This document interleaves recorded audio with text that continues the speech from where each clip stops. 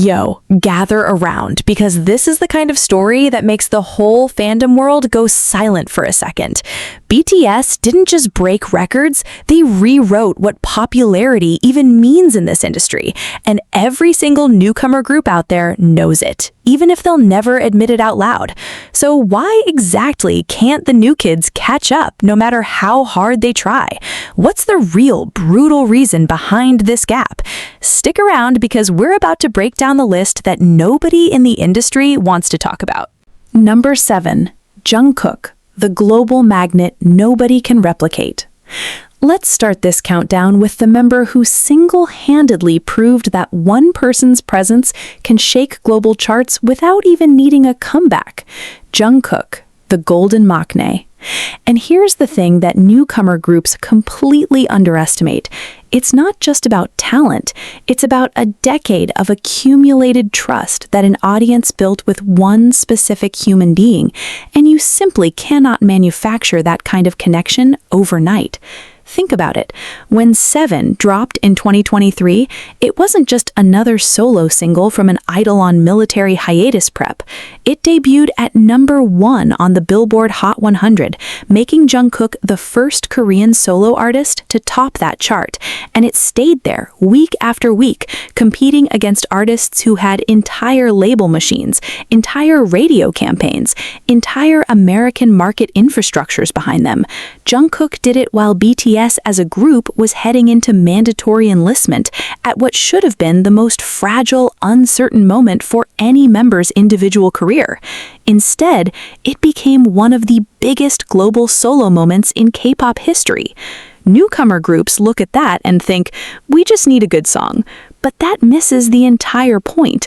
Jungkook's success wasn't built in that single moment. It was built across years of Bangtan bombs, weekly V Live sessions, gym selfies, impromptu covers on SoundCloud, guitar practice videos, all these small, unfiltered human moments that slowly convinced millions of people around the world that they genuinely knew this person.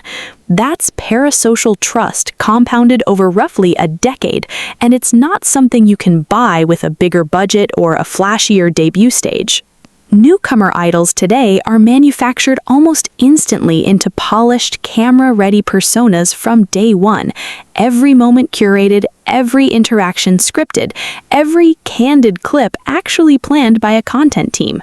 But audiences today, especially Gen Z who grew up watching BTS's raw, unpolished trainee-era content, can smell manufactured authenticity from a mile away. They crave the mess, the awkwardness, the real laughter, the real mistakes, and BTS gave them exactly that during years when nobody was watching that closely, back when the company literally couldn't afford elaborate content production, so members filmed things on cheap cameras in their dorm rooms.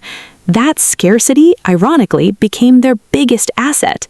Jungkook growing up on camera from a shy 15-year-old maknae in 2013 who barely spoke during interviews, to the global icon commanding stadium-sized solo crowds by 2023, gave millions of fans a decade-long character arc they emotionally invested in, the way you'd invest in a beloved character from your favorite drama, except this was real and it was happening in real time. And here's where it gets even more layered. Jungkook's crossover success with Western pop culture wasn't accidental either. His collaborations like Left and Right with Charlie Puth, or his surprise appearance at the FIFA World Cup opening ceremony performing Dreamers in front of a global audience of literally billions, these weren't just marketing wins, they were the culmination of years of quiet networking, genuine artistic respect built within the industry, and Jungkook's own relentless work ethic, the kind where he'd stay up learning new vocal techniques or perfecting choreography long after everyone else went to sleep, something multiple members have mentioned in interviews almost as a running joke about his stubbornness. Newcomer groups can absolutely have a member with insane vocal ability or stage presence. That's not rare in this industry anymore. The training system in Korea has become incredibly effective at producing technically excellent performers. But what they can't replicate is a global audience that has spent 10 years watching one specific person grow up, struggle, doubt himself publicly, then triumph. Because that emotional investment, that sense of "I was there since the beginning," is the single most powerful currency in modern fandom culture, and it simply cannot be bought, rushed, or engineered no matter how much money a company throws at a debut. So when people ask why the next big group hasn't produced the next Jungkook, the honest answer is that they might have someone with equal or greater raw talent, but they don't have the decade, they don't have the scarcity-driven authenticity of the early years, and they definitely don't have an audience that watched that person text message shy interview answers in 2014 and grew up right alongside him. That's not a talent gap, that's a time gap, and time is the one resource that no entertainment company, no matter how powerful, can fast forward. Number 6. RM, the leader who became a global intellectual icon. Now, let's talk about the member who completely shattered the stereotype of what a K-pop idol is even supposed to be, Kim Namjoon, known to the world as RM. And here's the uncomfortable truth newcomer groups have to face. Leadership charisma like this cannot be assigned. It has to be earned through years of public vulnerability, intellectual risk-taking, and consistent proof that substance backs up the image. RM didn't just become BTS's leader because the company picked him first. He became the leader the world respects because he did something almost unprecedented in idol culture. He spoke his mind, extensively, publicly, and often controversially, at a time when idols were expected to be polished, agreeable, and safely apolitical. Remember his 2018 speech at the United Nations for the Love Myself campaign alongside UNICEF? That wasn't a scripted PR moment handed down by some agency's PR department.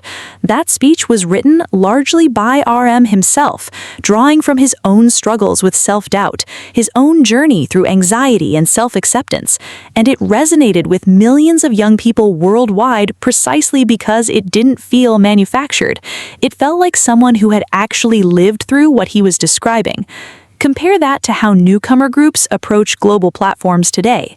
They get similar opportunities now. Brands and organizations actively seek out K-pop groups for ambassadorship and speaking engagements because BTS proved the commercial and cultural value of that visibility. But when newer idols step up to that microphone, audiences immediately sense the difference because there isn't a decade of interviews, freestyles, mixtapes, and public reflection behind those words to back them up. RM built his intellectual credibility slowly and almost accidentally over years, through things like his personal SoundCloud mixtape released back in 2015, RM, a project that BTS's own agency didn't heavily promote or control, giving fans a raw, unfiltered look into his actual thoughts on depression, isolation, and the pressure of fame, years before mental health awareness became a trendy marketing angle for the entire industry. Then there's his well-documented love of museums, contemporary art, and literature, something he talked about consistently in interviews long before it became a cool personal branding choice for other idols to copy. Fans watched him visit the Liam Museum, discuss abstract expressionist painters, quote from books he was actually reading, not books handed to him by a stylist for an Instagram post. And that consistency over nearly 10 years built something newcomer idols simply cannot shortcut: genuine intellectual trust. Newer groups now have members labeled as the artistic one or the deep thinker within their very first year of debut, positioned that way by comprehensive marketing strategies from day one, and audiences can tell the difference between a role assigned by a company and an identity built organically through years of consistent, sometimes messy, always genuine self-expression. RM also carries a burden that's rarely discussed honestly: being the primary English-speaking bridge between BTS and the entire Western media landscape for years, doing press conferences, award show acceptance speeches, and talk show interviews almost single-handedly, translating not just language, but entire cultural contexts in real time, under massive pressure, with the whole group's international reputation resting partly on his ability to communicate clearly and warmly. That skill wasn't trained by an agency's language coaching program either. It came from RM's own self-taught journey, famously learning much of his English by watching the sitcom Friends repeatedly as a teenager, a detail that became almost legendary among fans because it humanized this seemingly effortless fluency into something relatable and hard-won.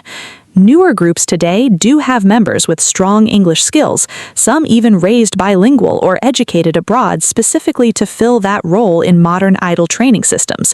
But the emotional resonance is different because audiences know it was strategically planned rather than something that emerged from a genuine personal journey audiences witnessed unfold. And here's the deeper reflection worth sitting with. RM represents proof that global superstardom in this industry doesn't just require vocal talent or dance skill. It requires an entire public philosophy, a consistent worldview that fans can attach themselves to and grow alongside over years. And building genuine philosophical credibility with a global audience of millions takes something that no debut showcase, no matter how expensive, can compress into a shorter timeline. That's precisely why no matter how articulate or thoughtful a newcomer leader might be, they're always compared to RM, and they always seem to fall short, not because they lack the same raw intelligence or heart, but because the world simply hasn't had 10 years to watch them think out loud yet. Number 5. Jin, the worldwide handsome who redefined what visual even means. Alright, let's shift gears and talk about Kim Sok-jin, the eldest member, the one the world affectionately nicknamed Worldwide Handsome. And trust me, this ranking is about way more than just looks. Here's the reality newcomer groups desperately misunderstand. Visual appeal in modern fandom culture isn't just about facial symmetry or camera angles anymore. It's about how genuinely a person's humor, self-awareness, and comfort with self-deprecation translates into relatability at a massive global scale. And Jin mastered that combination in a way that feels almost impossible to reverse engineer. Think about the sheer contradiction Jin represents and how perfectly he embodies it. He's objectively one of the most conventionally attractive men in the entertainment industry, constantly ranked at the top of global handsome lists. Yet his entire public persona leans into dad jokes so cringeworthy, they've become a beloved running joke within the fandom itself, affectionately dubbed Jin's dad jokes, or sometimes teased as worldwide corny. That contrast, drop-dead gorgeous visual paired with unapologetically silly humor, created a personality that felt safe, funny, and deeply human rather than intimidating or unreachable, which matters enormously in an industry where idols are often kept at a polished, untouchable distance from their fans. Newcomer groups today absolutely have visually stunning members. The training and scouting systems in Korea have become incredibly sophisticated at identifying and refining physical presentation. But what they consistently struggle to replicate is Jin's willingness to be genuinely, sometimes embarrassingly silly on camera, without any of it feeling calculated or performative. Remember his solo content series, like his cooking show Eat Jin, which started back in 2015 as a simple live stream of him eating instant noodles and talking to fans?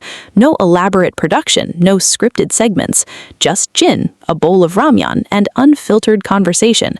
That series ran on and off for years and became one of the most beloved pieces of BTS content, precisely because of how low-key and genuine it felt. Compare that to how newcomer groups approach content today, where even candid eating streams are often coordinated with specific products, sponsored placements, and carefully managed talking points from day one. Jin's authenticity was partly a product of timing. BTS's early years genuinely lacked the budget for heavily produced content, so members had to create things themselves with whatever resources they had, and that constraint, ironically, became one of their greatest strengths. There's also Jin's military enlistment story, which deserves real attention here. because it revealed something profound about his character and about how genuine humility can coexist with massive stardom. As the eldest member, Jin was the first to enlist for South Korea's mandatory military service in December 2022, at the peak of BTS's global fame, when the group could have lobbied harder for exemptions or delays like some public figures attempt.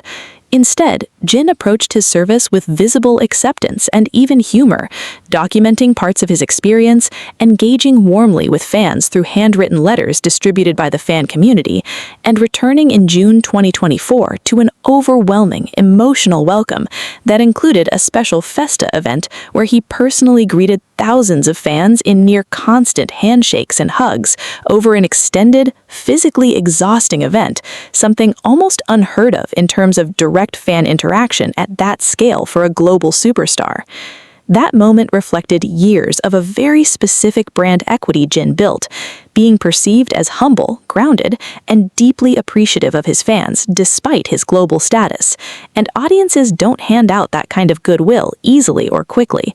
It requires a decade of consistent behavior, of choosing warmth over aloofness, even when massive fame could easily justify some distance.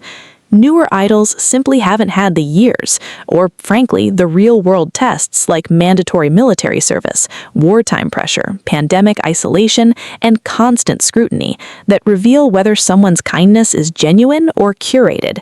Jin passed those tests publicly, repeatedly, over nearly a decade, and that's precisely why his brand of visual appeal combined with humble hilarity became something no amount of styling budget or media training can manufacture in a newcomer overnight.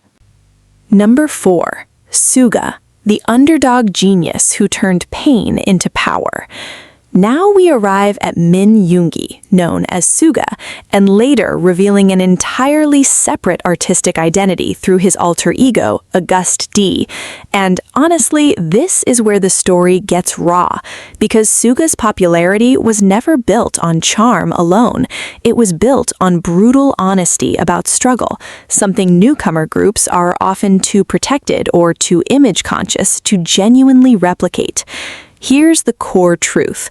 Suga's global following grew because he refused to hide his pain, and in an industry built almost entirely on projecting perfection, that refusal became revolutionary.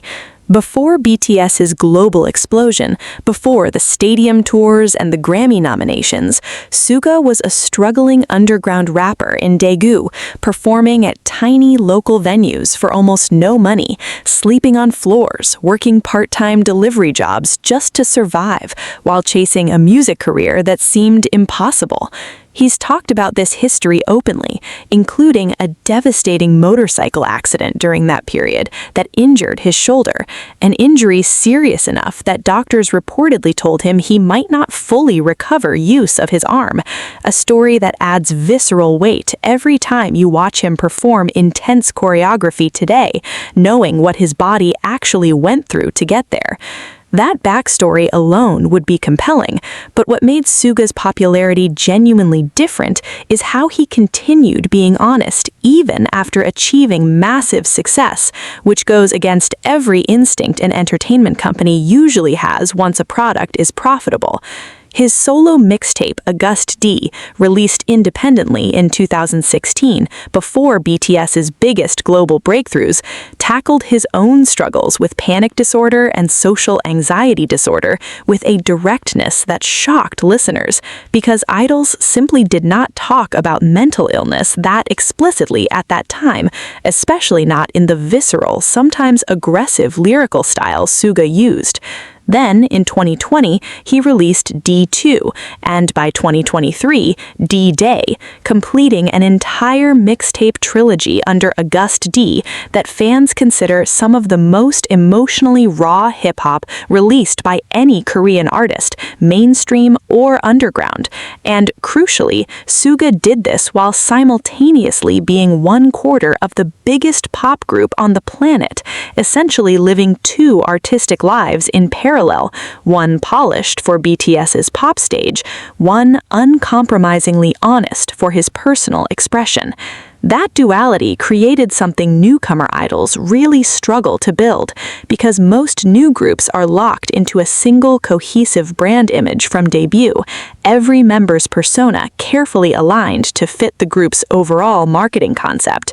Suga proved you could hold two seemingly contradictory identities, commercial pop idol and underground confessional rapper, and audiences would respect both because both felt genuine rather than calculated.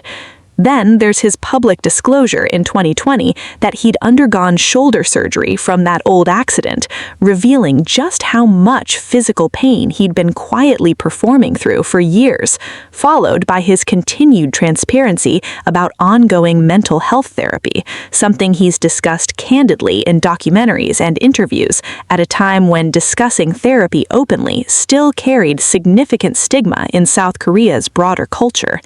Newcomer groups today do sometimes address mental health. The industry has shifted somewhat, thanks largely to BTS normalizing those conversations.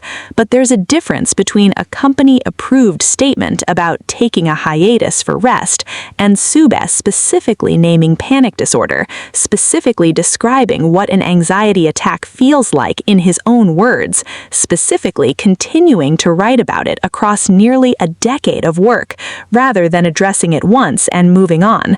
That sustained honesty built an intensely loyal following of fans who related not to a polished idol fantasy, but to someone who seemed to genuinely understand suffering, exhaustion, and the specific loneliness of chasing an artistic dream while your body and mind are breaking down. Suga's 2023 solo world tour, August D Tour D-Day, sold out arenas globally, proving this raw, uncompromising artistic identity could command massive commercial success entirely on its own merits, separate from BTS's group brand. Newcomer groups simply haven't lived enough real hardship publicly, or haven't been allowed by their agencies to reveal that hardship authentically, to build the same kind of battle-tested credibility. And that's a gap that no amount of talent or charisma can shortcut, because audiences can always tell the difference between manufactured vulnerability and someone who's actually been to the bottom and climbed back out in front of everyone watching. Number 3. J-Hope, the sunshine who proved positivity is a superpower. Let's talk about Jung Hoseok, known globally as J-Hope, because his story completely dismantles a myth that newcomer groups desperately want to believe: the idea that being the group's designated bright, positive one is just a simple, easy role to fill. It is not, and J-Hope's journey proves that genuine, sustained positivity under extreme pressure is actually one of the hardest things to authentically maintain in this industry, which is exactly why it became so rare and so valuable. Here's what people forget. J-Hope wasn't even supposed to be part of BTS's rap line originally in the way people assume. He trained for years as a dancer first, joining Big Hit Entertainment specifically for his dance ability, and had to work relentlessly to develop his rapping skills to keep up with members like RM and Suga, who came from more established underground hip-hop backgrounds. That means J-Hope's entire early career was built on quietly proving himself in a group where he could have easily felt like the outsider, the one playing catch-up. Yet what emerged from that pressure wasn't resentment or visible insecurity. It was this now legendary, seemingly boundless positivity that fans genuinely believe helped hold the entire group's emotional dynamic together during their hardest years.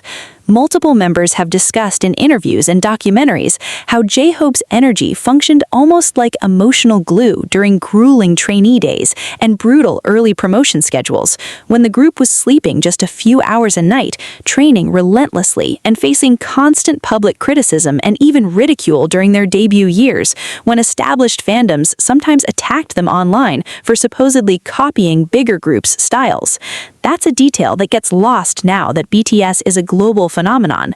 People forget these guys were genuinely bullied and dismissed early on, called derivative, considered unlikely to succeed by industry insiders, and J-Hope's ability to keep morale up during that specific period is something former trainees and members alike have credited repeatedly.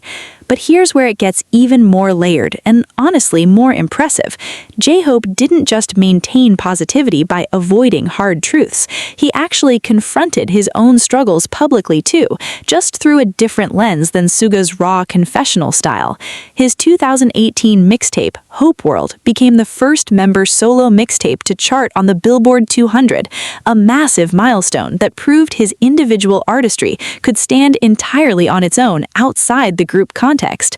And later, in 2022, he became the first BTS member to headline a major solo festival performance, delivering the closing set at Lollapalooza in Chicago, a genuinely massive American music festival slot that had nothing to do with K-pop's usual audience, proving his artistry could cross into completely different music scenes on pure performance merit.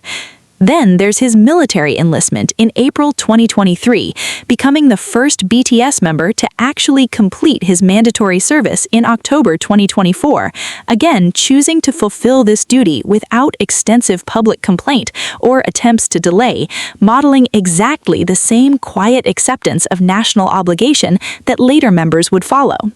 What makes J-Hope's popularity so hard for newcomer groups to replicate isn't really about talent. Plenty of new idols are excellent dancers and capable rappers. It's about the fact that genuine, unwavering positivity that doesn't feel performative requires years of proving you can survive genuinely terrible circumstances, public mockery, physical exhaustion, constant comparison to more established groups, and come out the other side still choosing warmth rather than bitterness. Newcomer idols today are often assigned the bright and positive role from their marketing profile day one, but audiences increasingly recognize when that positivity feels like a scripted personality trait versus something forged through actual hardship survived in public view. J-Hope's sunshine isn't naive, it's battle-tested, built across nearly a decade of choosing hope specifically because he lived through moments when hope felt genuinely hard to hold on to. And that difference between assigned positivity and earned positivity is precisely why fans trust his energy in a way that feels almost impossible for a newer, less tested idol to match, no matter how genuinely upbeat their personality might actually be behind the scenes. Number 2. V, the mysterious artist who turned silence into magnetism. Now we're getting close to the top, and this next member represents something almost paradoxical in an industry obsessed with constant content and visibility.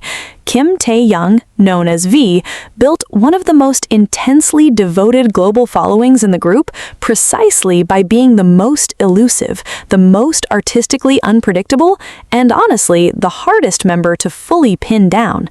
And that mystery became its own form of magnetic power that newcomer groups fundamentally misunderstand how to create.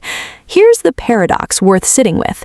In an entertainment landscape where algorithms reward constant content, where idols are pushed to post daily, live stream frequently, and maintain relentless visibility to stay relevant, V often did the opposite, disappearing from social media for stretches, giving famously cryptic or artistically abstract answers in interviews, and cultivating a persona that felt genuinely enigmatic rather than performatively mysterious. Fans nicknamed him the fourth-dimensional member, specifically because his thought process and humor operated on a wavelength that felt delightfully unpredictable, sometimes profound, sometimes absurdist, but never boring and never quite fully explainable, which made every rare glimpse into his genuine personality feel like a precious discovery rather than another scheduled content drop. Think about his solo work, particularly his 2023 debut solo album, Layover, which leaned heavily into a smoky, retro R&B and soul aesthetic completely different from BTS's usual pop production, drawing comparisons to classic soul and jazz influences, a genuinely bold artistic choice that prioritized his personal taste over obvious commercial safety. The lead single, Slow Dancing, showcased a vulnerable, almost vintage vocal tone that surprised even longtime fans, proving V wasn't just riding group momentum, but had a distinct, deliberately cultivated artistic identity he'd clearly been developing quietly for years before finally revealing it. Then there's his well-documented passion for photography and visual art, something he's discussed in interviews as a genuine personal practice, rather than a manufactured hobby for content purposes, often sharing artistic, moody photographs he'd taken himself that felt more like a personal creative journal than idol promotional material. This authenticity extended to his friendships, too. His close bond with actor Park Seo-joon and other entertainers outside the K-pop industry entirely became well documented through their own organic interactions, group trips, and social media moments that clearly weren't orchestrated by any agency, giving fans a genuine window into V's real-life social world beyond BTS's controlled promotional content.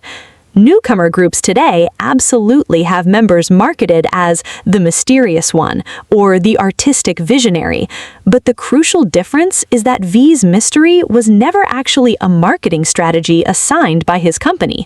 It emerged organically from his genuine personality, his real artistic interests, and his authentic discomfort with performing constant, transparent availability for public consumption, something he's actually addressed directly in interviews, acknowledging he sometimes struggled with the pressure of maintaining social media presence and fan expectations, a rare moment of honesty about the exhausting nature of modern idol visibility culture. His military service, which began in December 2023, again saw him approach this national duty with the same quiet, understated dignity other members displayed, continuing to occasionally surprise fans with unexpected releases or appearances that maintained his signature unpredictability even during a period of official government-mandated silence. What makes V's popularity nearly impossible for newcomer groups to replicate is that genuine mystery cannot be strategically manufactured without it immediately reading as calculated distance rather than authentic depth.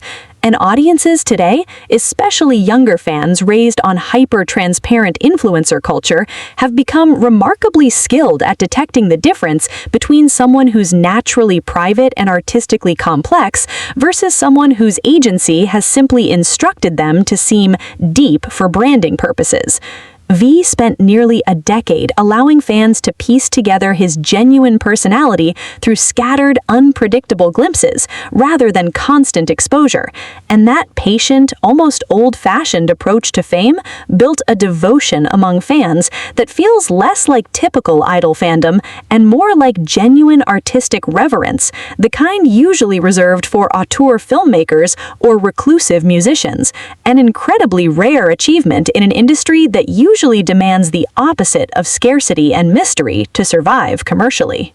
Number 1. Jimin, the proof that vulnerability can conquer the entire world. And here we are, at the very top.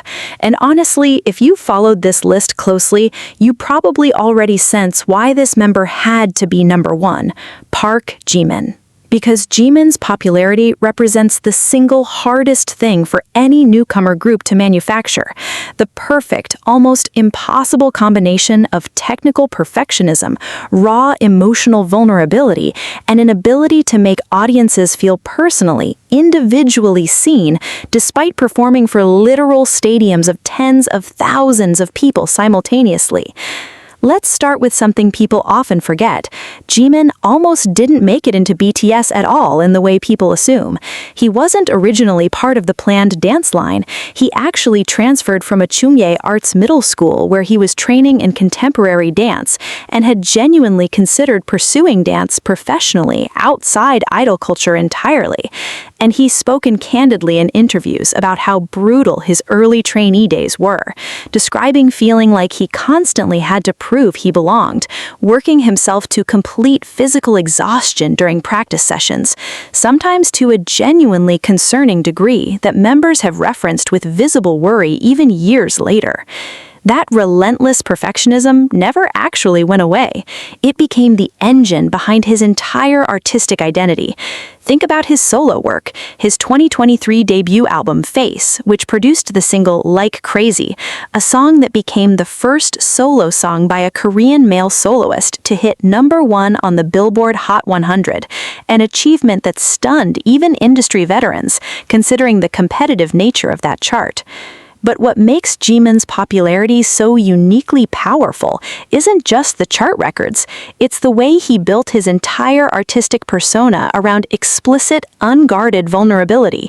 His 2020 solo track, Serendipity, and later deeply personal album Face, dealt directly and openly with themes of anxiety, self-doubt, and the specific loneliness of chasing perfection while feeling like you're never quite enough.